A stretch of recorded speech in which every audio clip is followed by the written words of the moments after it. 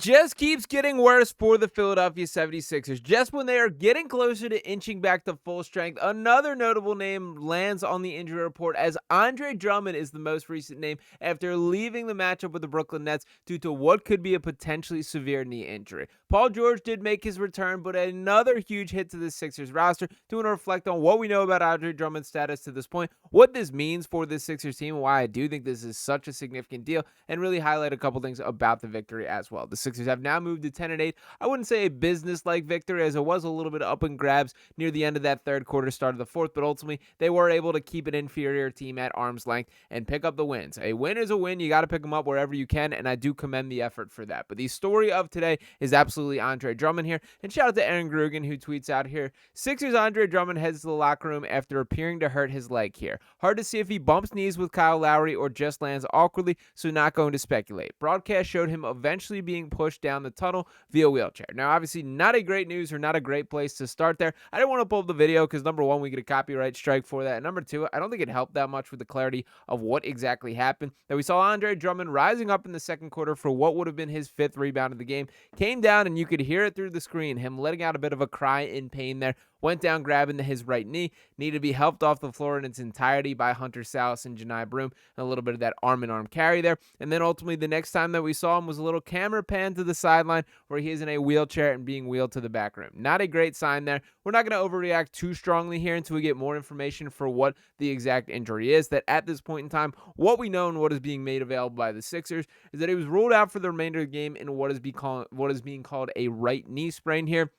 And I won't lie, to be perfectly honest, if you ask me right now, my gut feeling is this is probably something relatively serious here. I hope it is not season-ending for Andre Drummond, but I do think it's going to be an extended period of time until we see him. Now, knees are weird. This could be nothing, and I don't want to jump to conclusions that maybe they did get lucky here, a bone bruise or something that isn't severe or structural or something that's going to keep him sidelined for an extended period of time. And to add a little bit of a faint hope here that I did want to pull up this latest update that we got from Sixers Adam as well, who tweets, just saw Andre Drummond leaving the arena, was walking with a bit of a limp, but under his own power and had some sort of sleeve on his leg. The fact that he is walking after this game is a huge positive there, but again, it does not tell the story for what specifically he's dealing with at this point. Now, I entered the season as kind of an Andre Drummond skeptic, I would say a little bit negative on the overall tune, that I do think last year was a massive disappointment for what he brought to the Sixers team, was sort of the vision for what he could be, was a guy that can be a fill-in starter for the nights when Joel Embiid is not available, and be the best backup that Joel Embiid has had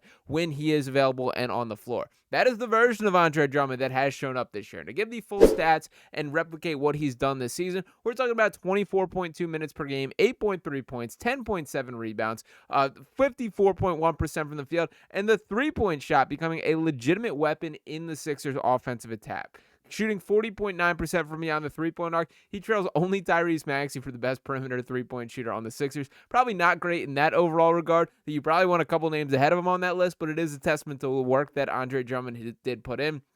I thought he was effective tonight in the first place here, that he was having a good game in the beginning of this happening. So very disappointing, and we're going to stay tuned for more information on that. But that's a huge hit to the Sixers team. Now, to talk a little bit more big picture on this, on one end, it is positive that Adem Bona made his return. On the other side of things there, I think it is pretty clear at the start of the season that Adem Bona is not pushing to overtake Andre Drummond for that, starting/backup caliber center, depending on when Joel Embiid's available here, that Adem Bona is not quite ready for that type of role yet. That it is frustrating some of the dumb fouls that he does commit, or just his hands. I wish his hands were better, man. There's a lot of just rebounding opportunities or passes to him simply that he does not catch cleanly that I do think hurts this team. But the effort is there, the athleticism is there. There's still something, a motor that he possesses that is worth sticking with and trying to develop, but he maybe get thrust into those shoes at a more rapid rate than probably would be ideal at this point in time. That also circles back to my point here, that if Andre Drummond is set to be sidelined for an extended period of time, the Sixers absolutely need to bring in another big man here. Now, they have their 15th roster spot completely unoccupied at this stage of the game. There are some roster advantages that come with that. Number one, it obviously saves the team money because you're not paying that 15th player. There is the conversation to be had of if an opportunity pops up on the buyout market where you can add a guy without needing to cut a player, if there is a 2-for-1 trade that pops available, that if you want to trade, say, Kelly Oubre for two players that you think could help this team in a better fashion there, all those opportunities are on the table there. But we are reaching a point of, I would say, urgency here where you just need healthy bodies, and particularly at the big man spot. Now, the Joel Embiid conversation is a whole other side of things there. And Sixers Adam, who I've shouted out a couple of times in this video, do want to give him credit for sort of pressing Nick Nurse a little bit pregame for what happened with Joel Embiid. Why was he listed as questionable? Then all of a sudden he's out today, not even considered an option to play at any point in the process there. And Nick Nurse kind of danced around the question, didn't give a direct answer. To defend Nick Nurse a little bit here, I know this decision is above his head. This is not him saying Joel Embiid can't play tonight. I'm not clearing this dude. This is a doctor's decision, and he probably does not know the raw facts, or if he does, he certainly is not saying so.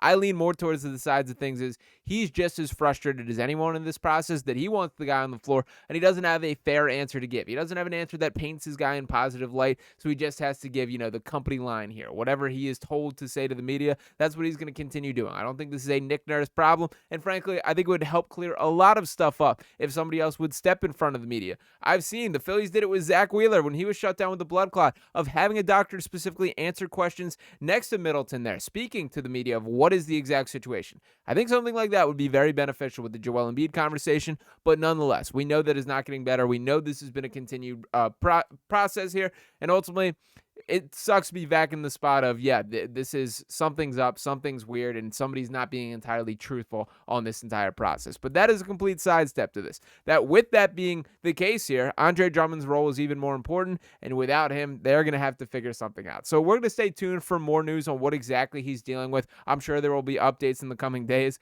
I hope it is not severe. That, again, Andre Drummond has earned a really important part on this Sixers team and has performed well above what I thought was possible at this stage of the game, both on the court and as a leader. And before I shift to the rest of the takeaways of the game, did just want to acknowledge this quote from him talking to Kate Scott and Ala Abdenabi in the pregame here. And shout out to Aaron Grugan again, tweets, Andre Drummond on NBC Sports Philly pregame says that the biggest difference for the Sixers this season versus last season is the energy and the young talent. Says the young guys are, quote, keeping us older veterans more youthful. And I do love that. He has absolutely grown into a leader. So send some prayers to Andre and do hope this is nothing severe. Now, to highlight the game in itself, it was a 115-103 victory by the Sixers team here. A little bit of a run by the Brooklyn Nets late in this matchup. The Sixers jumped out to a nice early lead, but then the Nets in that famous third quarter outscoring the Sixers 27-24 and then hanging around in the fourth as well to keep it a contest there. But ultimately, the story of today's game outside of Drummond's injury, I think, is absolutely Jared McCain. That he popped for his first 20-point game of the season, played 29 minutes of action, shot 4 of 10 from 3, also had a career-high 4 steals, and I did think was really active on the defensive end. Not typically something that is a massive compliment toward him or an area of game that tends to shine, but I did think he put the work in tonight, and that is something that will absolutely earn you some expanded minutes with Nick Nurse there. Also, Quentin Grimes leading the team in minutes tonight with 43 minutes of action.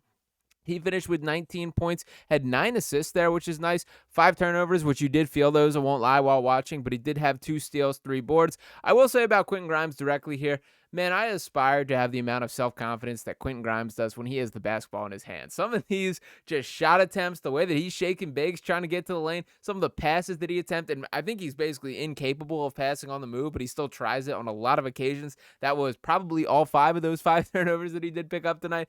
They need that level of creation, that level of confidence, and that level of shot making. So I'm not going to critique the guy too poorly, that there's a clear need within the role of the offense for what he's doing, but sometimes it does get egregious. And I will say, in certain situations, it's going to begin wearing on me now than is currently the case. Now, Tyrese Maxey, not his finest game that you can see. I would say the workload beginning to take a bit of a toll on him. He played 42 minutes today, finished with 22 points, just 15 shots. There are 16 shots there, which honestly I do not think is enough for Tyrese Maxey pretty much ever. But he did add 9 rebounds and 7 assists, was kind of flirting with triple-double range. Not a bad game by any means, just a bad game by the sky-high standards that he has established at the early parts of this year. Also, thought it was a really good Dominic Barlow game, that he played 25 minutes of action, finished with 10 points, 10 rebounds, and 4 assists. There is a level of athleticism and honestly just like basketball sense that he possesses that I don't think is true with a lot of the big men on this team. Certainly not with Bono. Jabari Walker's got a little bit. Janai Broom, man, we're going to have that conversation in a second, but certainly not there. And could not brush over Paul George making his return, suiting up for his 4th game of the season. He played 21 minutes of action, finished with 14 points, shot 6 of 10 from the field, had 3 rebounds, 2 assists. I didn't think it was anything special from Paul George, but there is a level of just isolation ability, shot making, tough shot making that he has that is necessary to this Sixers team, particularly at the forward slot. we better be seeing Paul George on a more consistent basis moving forward. That I am sick of this, I don't want to say act, because he's obviously is hurt and is bothered by these things. I think pretty much everybody. I'm sure Tyrese Maxey's body is not feeling particularly hot right now while he's leading the league in minutes, and that number is only increasing after logging another 42 tonight. But Paul George just has to settle in, find a flow, and be on the floor on a regular basis. Now, when I mentioned the Andre Drummond conversation, when you look down this roster as sort of the options of the front court moving forward, it is Dominic Barlow, it is Adem Bona, it is Jabari Walker, and then we got another look at Janai Broome tonight. I don't want to crush the kid because I think he's an awesome dude. I think from a personality perspective, he was awesome at Auburn. I loved watching him in college.